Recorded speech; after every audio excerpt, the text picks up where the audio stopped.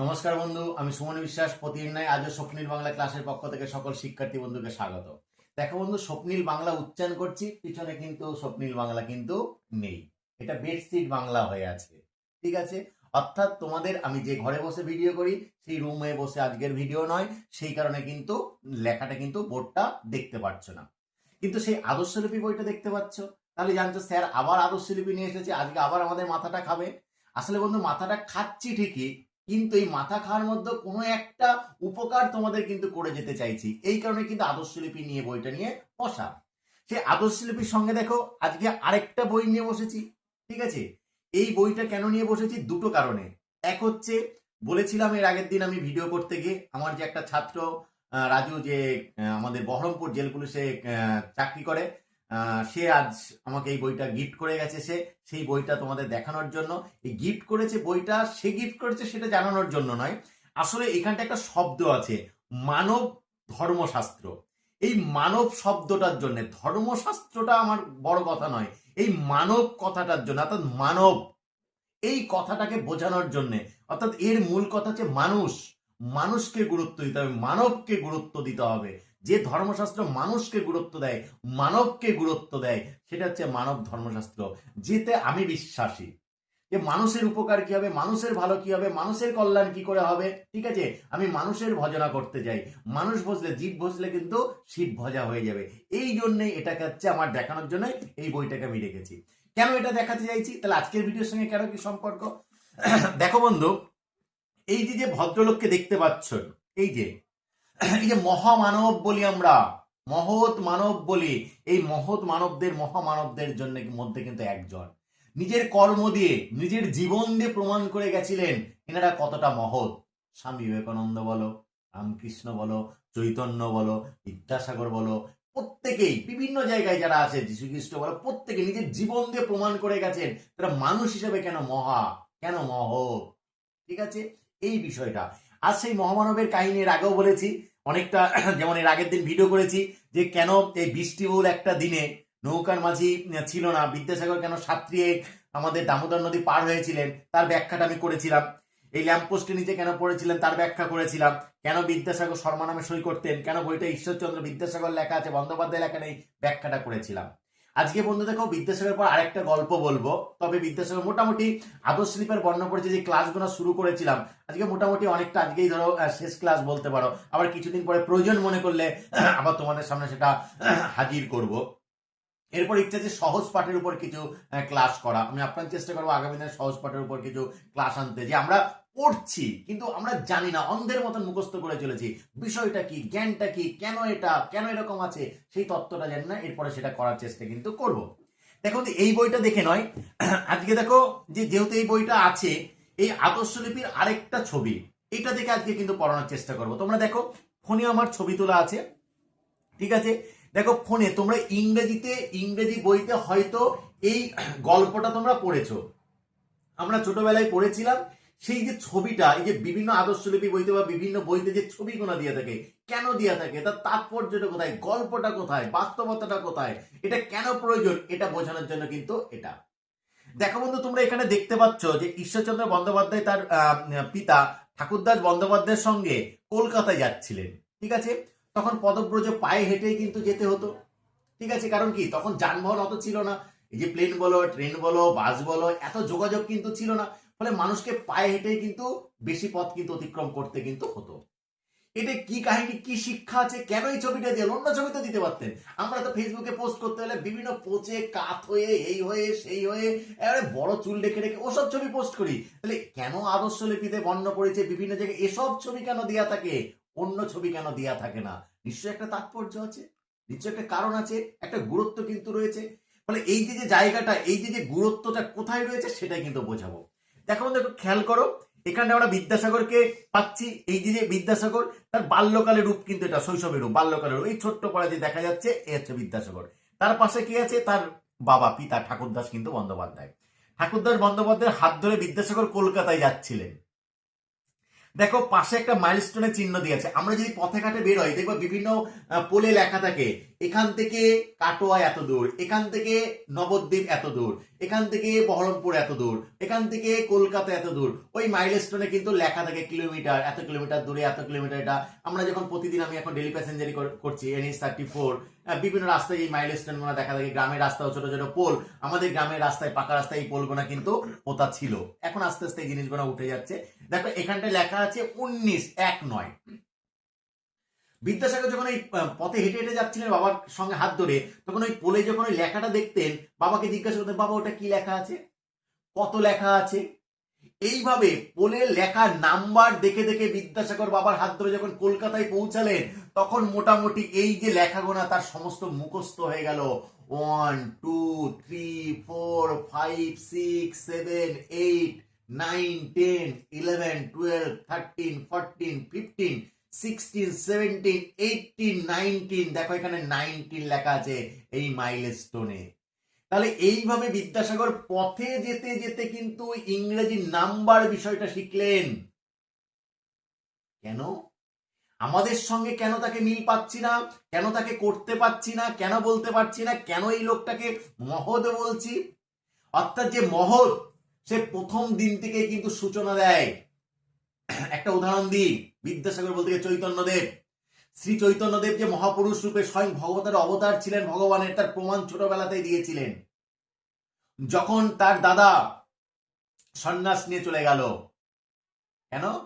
তার দাদা লেখাপড়া শিখেছিল, একটু বুঝে ফেলেছিল, তাই সন্ন্যাস নেওয়ার পরে তার বাবা মা ভাবলো যে আমার বড় ছেলে একটু লেখাপড়া শিখেছে, সেই জন্য সন্ন্যাস নিয়ে চলে গেছে বইপত্র, তাই আমার ছোট ছেলেকে লেখাপড়া শেখানো যাবে না।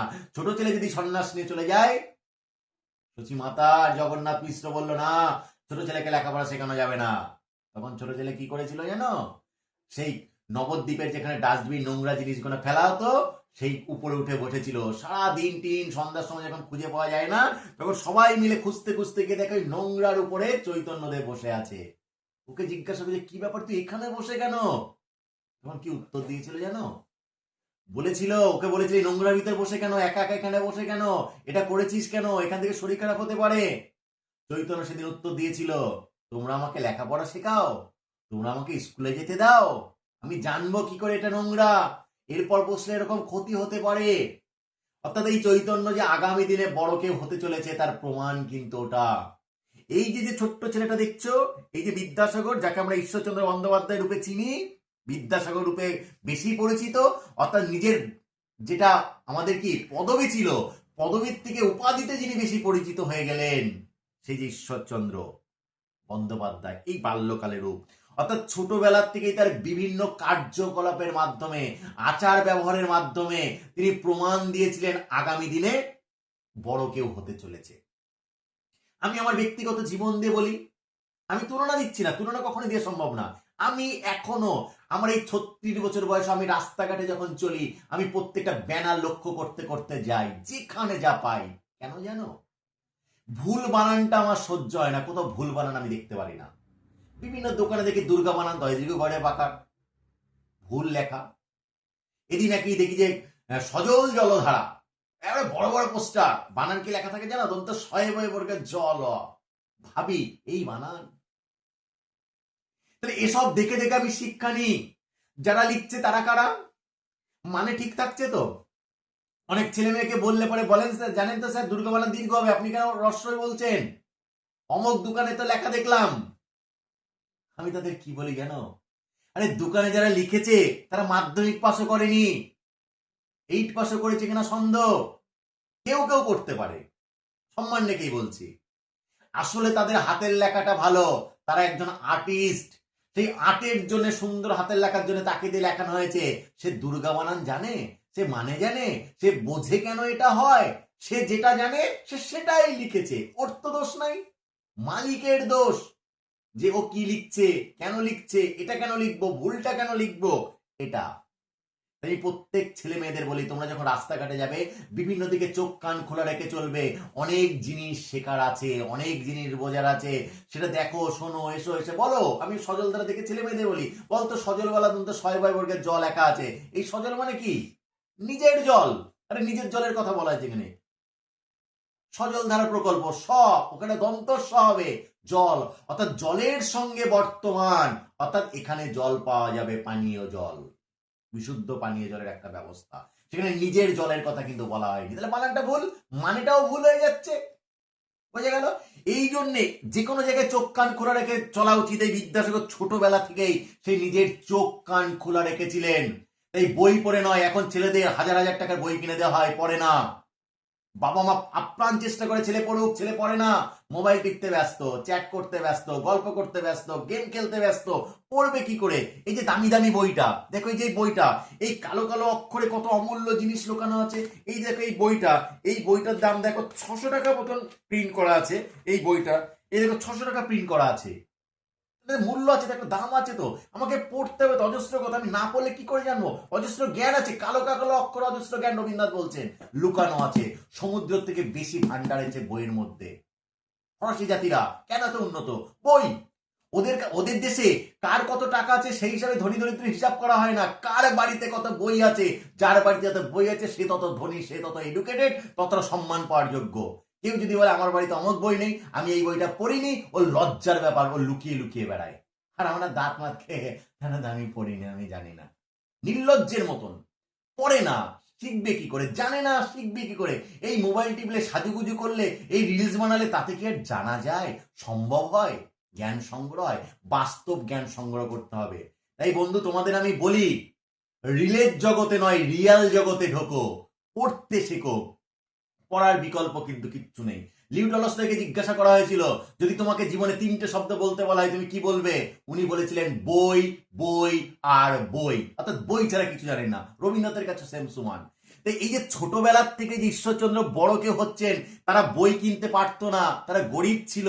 আমরা পেতাম না, আমি নিজে বই কিনতে পারিনি। বিভিন্ন বন্ধু বান্ধবদের কাছে বই ধার নিয়ে, লাইব্রেরির কাছে বই ধার নিয়ে আমি পড়াশোনা শিখেছি। কলেজে উঠে আমি বই কিনতে পারিনি। তৎকালীন যুগের দিলীপ মাস্টারমশাই, ঠিক আছে, এক ব্যক্তি দিলীপ মাস্টারমশাই, উনাকে বলার ফলে উনি, বাবা অনুরোধ করেছিল আমার ছেলেটা এরকম বাংলা অনার্সে ভর্তি হয়েছে, স্যার আমার বই কিনে দিয়ে ক্ষমতা নেই, আপনি যদি কিনে দেন। ঠিক আছে, উনি সিপিএম পার্টি করতেন, একটা জনপ্রিয় মূর্তি ছিলেন।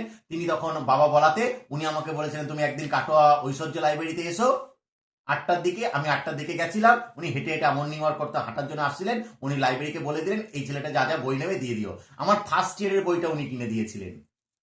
সেকেন্ড ইয়ারে বিভিন্ন জন আমাকে বিভিন্ন ভাবে বই কিনে দিয়েছে। ওটা পড়ে পড়ে একটু একটু জেনে জেনে জেনে জেনে জেনে, কিন্তু এটা তো না পড়লে আমি জানবো কি করে? বুঝতে হবে তো।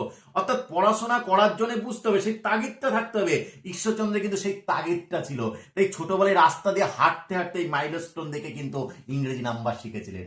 তাই বন্ধু তোমাদের বলি, সেই রামকৃষ্ণের কথা ধার করে, যেখানে দেখিবে ছাই উড়াইয়া দেখো তাই, পাইলেও পাইতে পারো অমূল্য রতন। তাই এসব মানবদের জীবনী পড়ে, জীবনী দেখে শিক্ষা নিতে হয়। জীবন চরিত পাঠের প্রয়োজনীয়তা এখানটায়, সেটা নিজের জীবনে আত্মস্থ করতে, সেটা প্রতিফলন করতে হয়। তাহলে লাভ তোমার নিজের, লাভ বাকি সবাইদের। আশা করছি বন্ধু বিদ্যাসাগর সম্পর্কে আরেকটা অমূল্য তথ্য তোমাদের সামনে হাজির করতে পেরেছি। যদি ভালো লেগে থাকে অবশ্যই বন্ধু তোমরা লাইক কমেন্ট শেয়ার করবে। এরকম যদি অজানা তথ্য জানতে চাও অবশ্যই বন্ধু আমাকে SMS এর মাধ্যমে জানাবে, কমেন্ট বক্সে গিয়ে আমি যথাসম্ভব তার উত্তর দেওয়ার চেষ্টা করব। আজকের ক্লাসটা এই পর্যন্তই। তোমরা প্রত্যেকেই ভালো থাকবে। নমস্কার বন্ধু।